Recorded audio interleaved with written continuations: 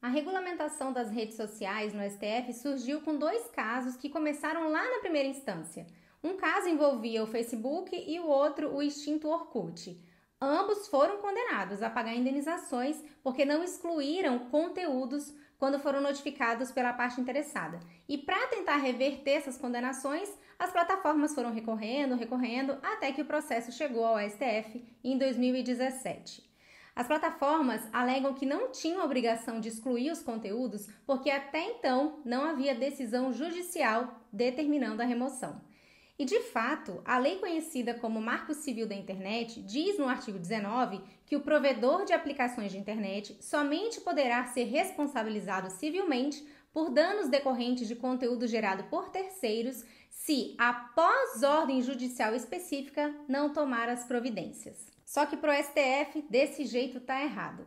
Para a maioria dos ministros, esse artigo 19 é ou inconstitucional ou parcialmente inconstitucional. Quando o STF declara que uma lei é inconstitucional, ainda que parcialmente, toda lei ou parte dela para de valer.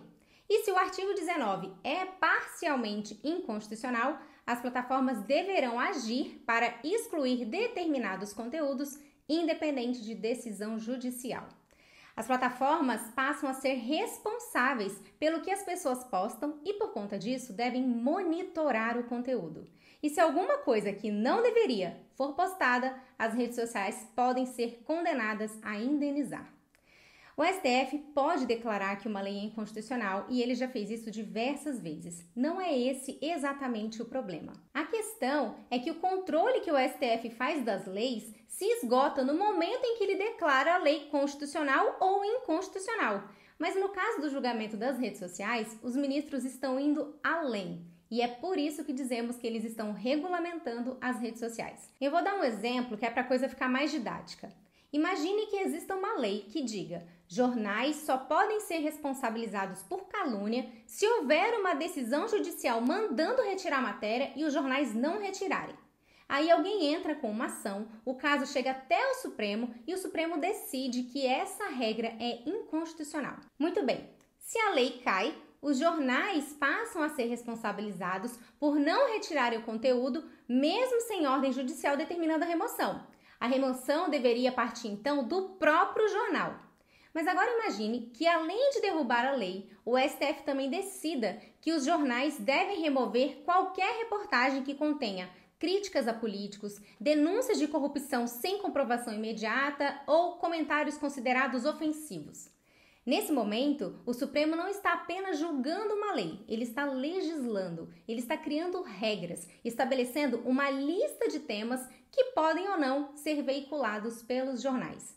E só quem pode criar regras, criar leis, é o Congresso Nacional. E é exatamente isso que o STF está fazendo no julgamento das redes sociais. O STF não está se limitando a julgar se o artigo 19 do Marco Civil é inconstitucional. Os ministros estão criando uma lista de temas que não poderão ser postados. E quem vai fazer esse monitoramento do que pode ou não serão as próprias plataformas, com base na lista criada pelo STF. Essa regulamentação indevida promovida pelo STF muda completamente a lógica da liberdade de expressão no Brasil. Se as plataformas tiverem que prever e censurar conteúdos para não serem processadas, a tendência será o excesso de remoções, ou seja, a autocensura por medo de punição. E tudo isso está sendo decidido por 11 ministros, sem debate público, sem aprovação no Congresso, sem participação da sociedade. Além de usurpar as funções do Congresso Nacional, ao criar uma lista de temas proibidos, o STF limita a liberdade de expressão no Brasil e, pela tangente, legaliza a censura. O STF ainda não bateu o martelo sobre os temas proibidos, mas a discussão gira em torno de postagens como discurso de ódio, atos antidemocráticos, grave ameaça aos membros do judiciário, conteúdos fascistas que coloquem em risco o Estado democrático de direito ou o regime democrático, ou que tenham o potencial de interferir na integridade das eleições. Perceberam a subjetividade dos temas? Quem vai definir o que é discurso de ódio? Ou o que coloca em risco o regime democrático?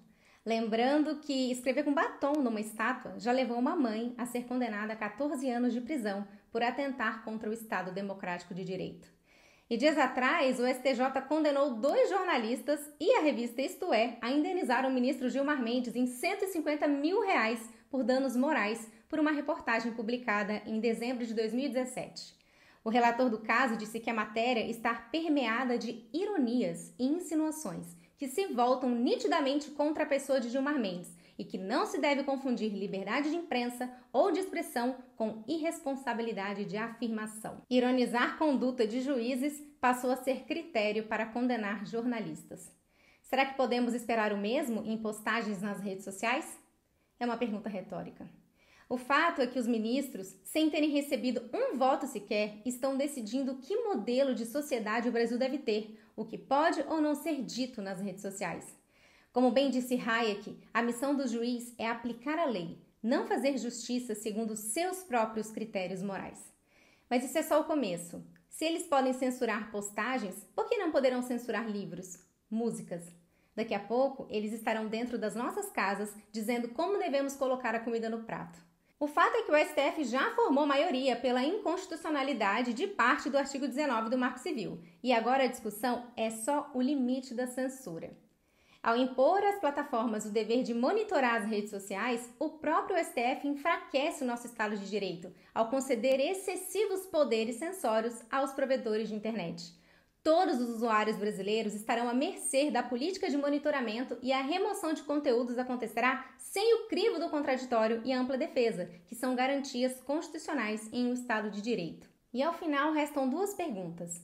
Como chegamos nesse ponto e como podemos sair dele?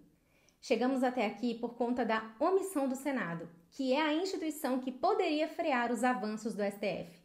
A esperança está nas mãos de cada um de nós, nas eleições de 2026, em que poderemos renovar 2/3 do Senado, e isso é muita coisa. Só com uma maioria de senadores que defendem de verdade as leis e a Constituição, poderemos começar a acreditar em dias mais livres. Se você gostou, lembre-se de curtir o vídeo, compartilhar e se inscrever no canal. Até o próximo vídeo.